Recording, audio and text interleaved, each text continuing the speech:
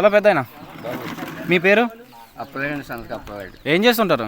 కూలి పని అండి. ప్రజెంట్ మన ఆంధ్రాలో ఎలక్షన్స్ వస్తున్నాయి, ఏ పార్టీ వస్తుంది అంటారు? జగన్బాబు వస్తాడు అనుకుంటున్నానండి. ఎందుకని? ఆయన చేసిన పథకాలు మంచిగానండి. అంటే ఏమేమి పథకాలు వస్తున్నాయి ఒకసారి? ఇక అమ్ముడని ఆడి చేయొద్దని వస్తున్నాయి కానండి. పెన్షన్ వస్తుందా మీకు? లేదండి. ఎందుకని రాలేదు వయసు. ఓకే ఓకే, ఎలిజిబుల్ లేదు.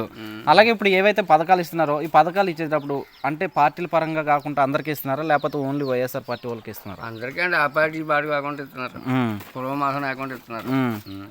మరి అలాగే ఇప్పుడు చంద్రబాబు నాయుడు గారు కూడా కొత్తగా 6 పథకాలు అనేది ప్రవేశపెట్టడం జరిగింది.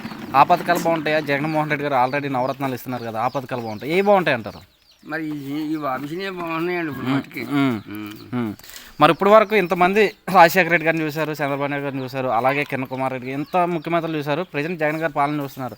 ఏది బాగున్నది? ఇదే జ్ఞాపకంగా ఇదే బాగుందండి ఈ పార్టీ. అంటే సంక్షేమ పరంగా ఏమన్నా మీ ఇంట్లో పథకాలు వస్తున్నాయా? అమ్మోడు వచ్చిందండి మా పిల్లకి. అలాగే చేయూత అది ఇస్తా అంటున్నారు, ఇస్తున్నారా? లేదు, ఇంకా లేదు. ఓకే, ఎలిజిబుల్ లేదు వయసు.